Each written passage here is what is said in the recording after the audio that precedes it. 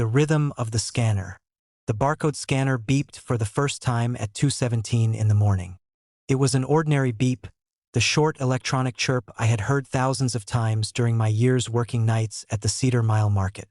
I was alone behind the register, with the refrigerators humming along the back wall and the fluorescent tubes buzzing overhead. Outside, rain blurred the parking lot into a black sheet. One truck sat beside the diesel pumps, its engine off, its windows dark. I looked at the scanner. Nothing was beneath it. I had been sorting receipts, not scanning anything. The red laser lay across the counter like a thin thread of blood, then disappeared. Beep.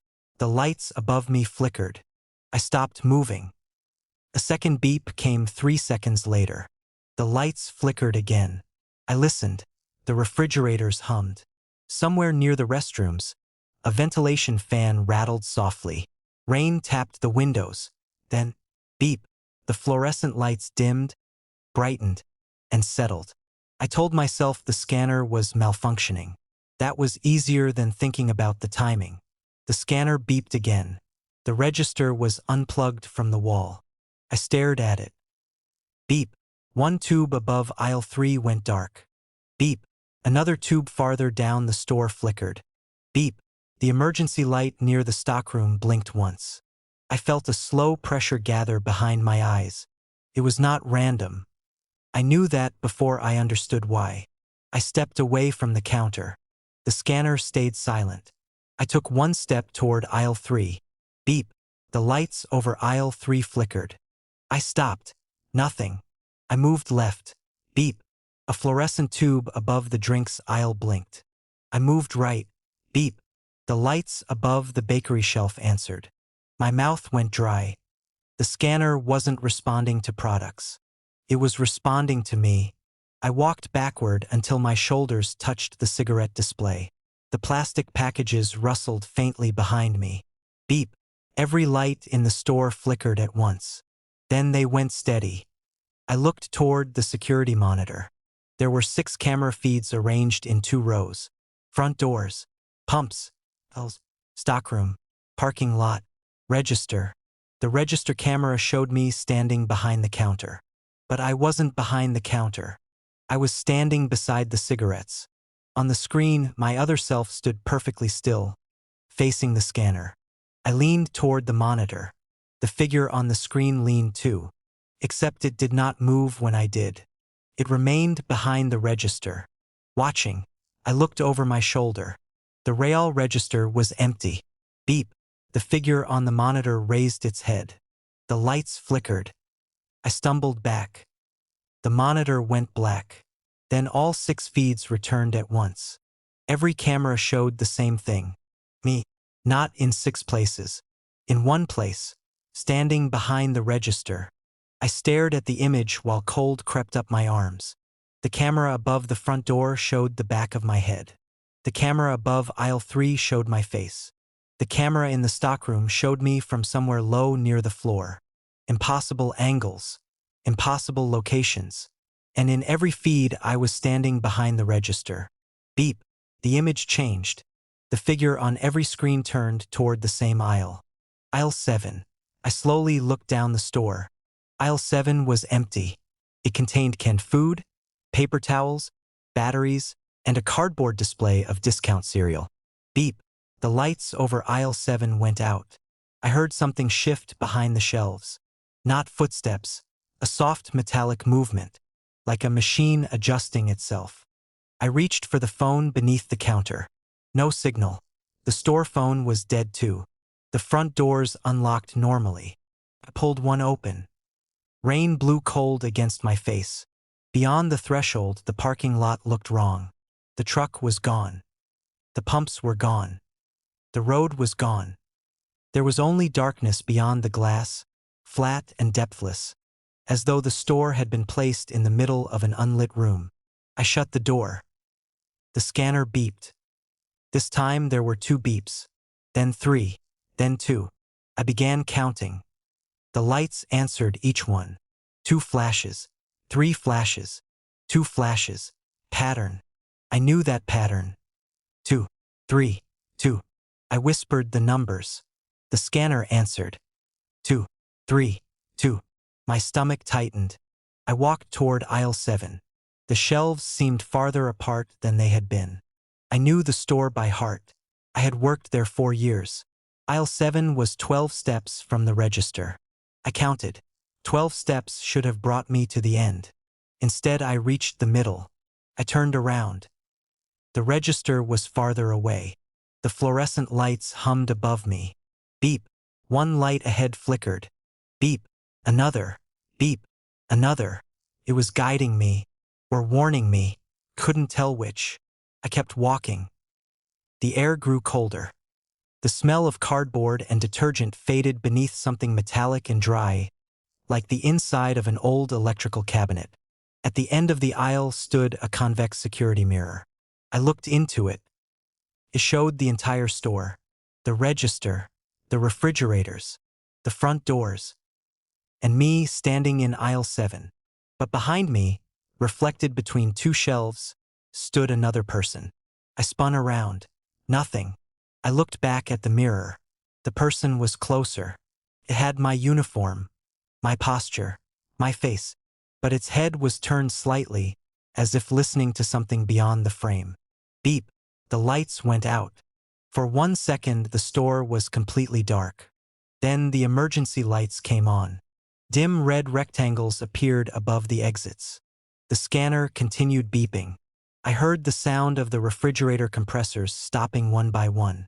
The silence that followed was enormous. Beep. A light in aisle 6. Beep. A light in aisle 5. Beep. A light in aisle 4. The signal was moving toward me. I backed away. The scanner kept counting down the aisles. 3, 2, 1. Then the register beeped from behind me. I turned. The scanner's red laser was on. A single item lay beneath it. I had never seen it before. It was a small white receipt. No product, no price, just a barcode printed across the middle. My hands shook as I picked it up. The scanner beeped. The lights flickered. I lowered the receipt. The barcode had changed. There were letters beneath it now. My shift ends when the store learns your rhythm. I stared at the sentence until the letters blurred. Then the scanner beeped again. This time I understood the pattern. It wasn't saying numbers. It was copying my heartbeat. I stood perfectly still. The beeps slowed. My pulse slowed with them. I held my breath. The scanner stopped. For a moment I felt relief. Then the security monitor clicked on. All 6 screens showed the same empty store. No figure. No impossible angles. No movement. I looked at the register. The receipt was gone. A soft beep came from the scanner. Then another. Then another. I felt my heart answer. 3 quick beats. The scanner repeated them. 3 quick beeps.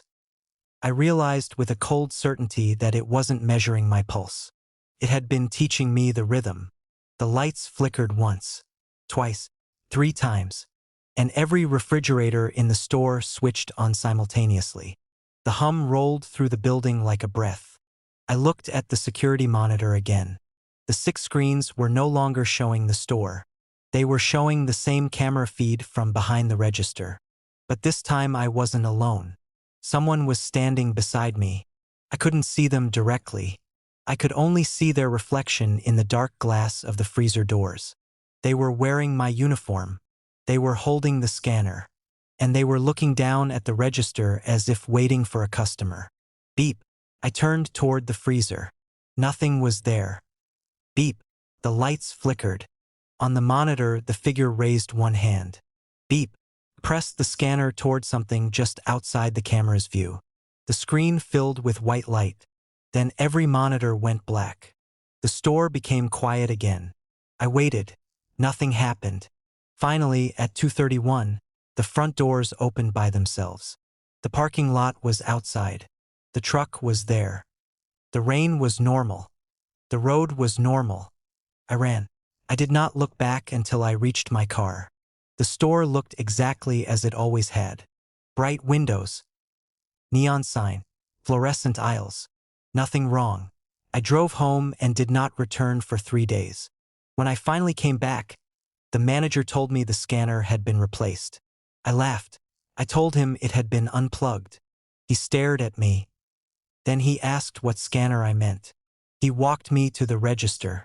A new scanner sat beside the terminal, still in its packaging. The old one had been removed months earlier, he said, because it kept activating by itself. He thought I was joking. I wasn't. Before I left, I looked at the security monitor. The register camera showed an empty counter. The aisle camera showed an empty aisle. The parking lot camera showed my car. Then the image flickered. For one frame, I saw myself standing behind the register. Not the person I had been that night. The person I was now. Standing there in tomorrow's clothes. Waiting. The scanner beeped. The lights flickered. And somewhere behind me, in the real store, something answered with the same rhythm.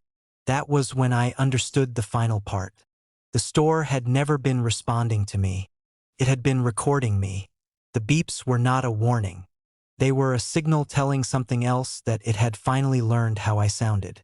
And when the lights flickered now, they were not calling me back. They were showing the next person where I would be waiting. The aisle that hides faces. The man came in at 2:17 in the morning, when the town had already gone quiet enough for the refrigerators to sound like weather.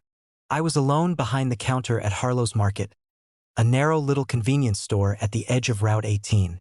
The fluorescent tubes overhead flickered whenever the compressor kicked on.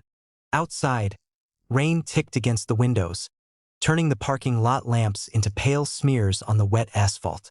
He opened the door without looking at me. The bell gave a tired jingle. He stood just inside, dripping rain onto the rubber mat. He was perhaps 50, wearing a dark coat buttoned to the throat. His hair was wet. His face looked ordinary in a way that made me remember it afterward. Broad forehead, gray eyes, thin mouth, nothing distinctive enough to hold on to. He looked down the aisles. Then he asked, very calmly, "Is the aisle that hides faces open tonight?" "Sorry, the aisle that hides faces," he repeated. "Is it open?" I laughed because I didn't know what else to do. "We don't have one of those." He looked at me for a long moment. "You always say that at first." Then he walked past the lottery display and disappeared between the shelves. The bell jingled. I watched his car pull away, red taillights shrinking through the rain. I noticed something with the next woman who came in. She stood beneath the fluorescent lights while I scanned her cigarettes. Her reflection appeared faintly in the glass door behind me. Except her reflection had no face. I blinked. There was only the pale blur of her head. "Everything okay?" she asked. I looked at her directly. Her face was perfectly normal. "Fine." She left. The door shut. Her reflection remained in the freezer glass for 3 seconds longer than it should have. Then it turned its head toward me. I didn't move. The reflection had no features, but I knew it was looking at me. The glass fogged. When it cleared, the reflection was gone. I checked the security monitors. On camera 1, the woman walked toward the door. On camera 2, she walked toward the door. On camera 3, she was a black, featureless silhouette. On camera 4, she was missing entirely. I called my manager. No answer. I called again. Still nothing. Instead, I went to aisle 6. The hum of the refrigerators seemed louder there. Somewhere overhead, one fluorescent tube clicked on and off with a slow, irregular rhythm. I walked to the back. 6 shelves. Canned beans. Bleach. Dog food. Batteries. Nothing. Then I noticed the floor. There was a thin line in the linoleum running between the shelves, almost invisible beneath the wax. Crossed the aisle from wall to wall. I stepped over it. The store changed. Not dramatically. I took another step. The aisle seemed longer. I looked back. The register was still visible at the far end, but it appeared smaller than it should have been. I stepped backward. The aisle returned to normal. Then I heard footsteps behind me. I turned. Nobody was there, but a voice whispered from somewhere between the shelves. "Not tonight." I went back behind the counter.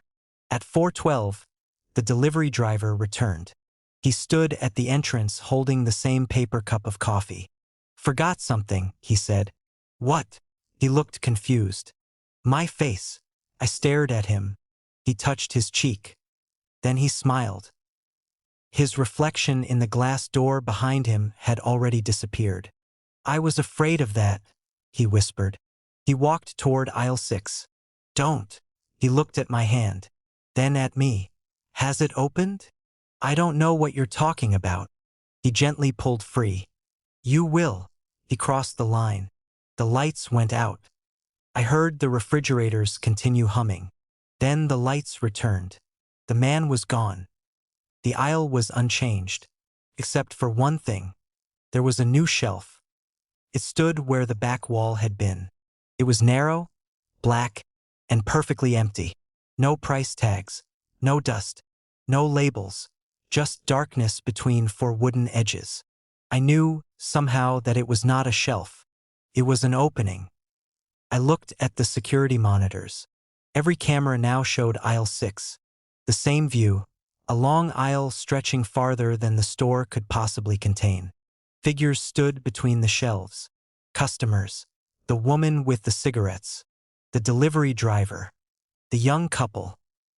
Others I didn't recognize. All of them were facing the cameras. All of them had blank faces. Then one of the figures moved closer. I recognized the coat. The man from earlier. He raised one hand and pointed behind me. I turned.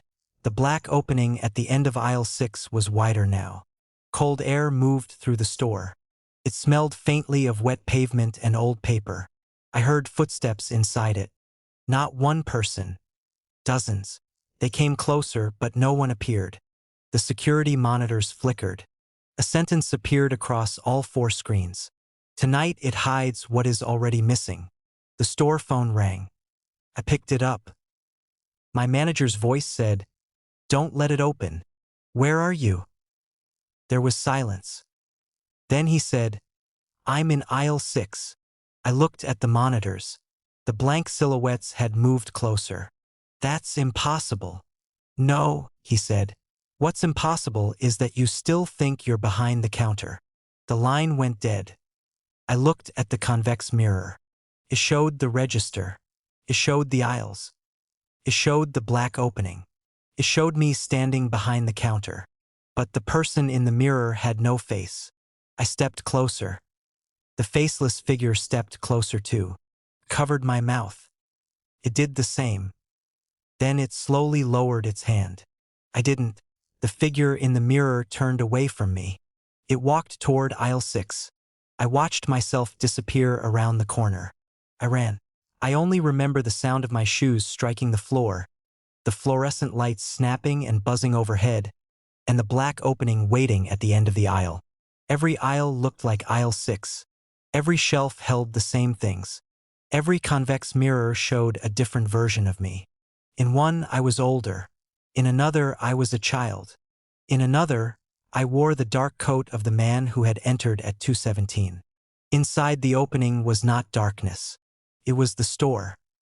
Another Harlow's Market. Then another. Then another. Endless aisles of fluorescent light, each one containing people standing perfectly still. None of them had faces. I understood then what the phrase meant. The aisle didn't hide faces from people. It hid people from faces. Every person who crossed that line left something behind. A reflection, a name, a memory of what they looked like. And the aisle kept it.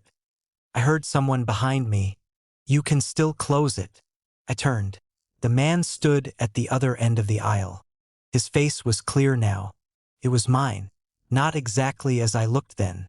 Older, tired, familiar in the terrible way a photograph of yourself taken before you were born would be familiar. "You've been working here a long time," he said. "I started 3 years ago." He smiled. "No." The lights flickered. "I've been working here for 3 years," I insisted. He shook his head. "You've been hiding here for 3 years." I looked toward the front doors. They were gone. Only shelves remained. The man approached. "Why does it open tonight?" He looked past me into the black aisle. Because tonight it finished learning your face. I touched my cheek again. This time I couldn't feel it. My skin was there. My nose. My mouth. My eyes. But when I looked at the mirror, there was only a blank oval where my face should have been. "Don't worry," he whispered. "It gives you one back." "Whose?" He smiled. "Mine." The lights went out. When they returned, I was behind the counter. The clock said 2:17. The rain tapped against the windows. The refrigerators hummed. The store was empty. For a few seconds, I thought I had dreamed everything. Then the bell above the door jingled. A man entered. He wore a dark coat. He stood just inside, dripping rain onto the mat. He looked at me. I knew his face. I knew my face. He glanced down the aisles and asked, very calmly, "Is the aisle that hides faces open tonight?" I opened my mouth and heard myself answer, "Yes." Behind him, aisle 6 stretched into the dark. And somewhere inside it, hundreds of faceless people turned toward the sound of my voice.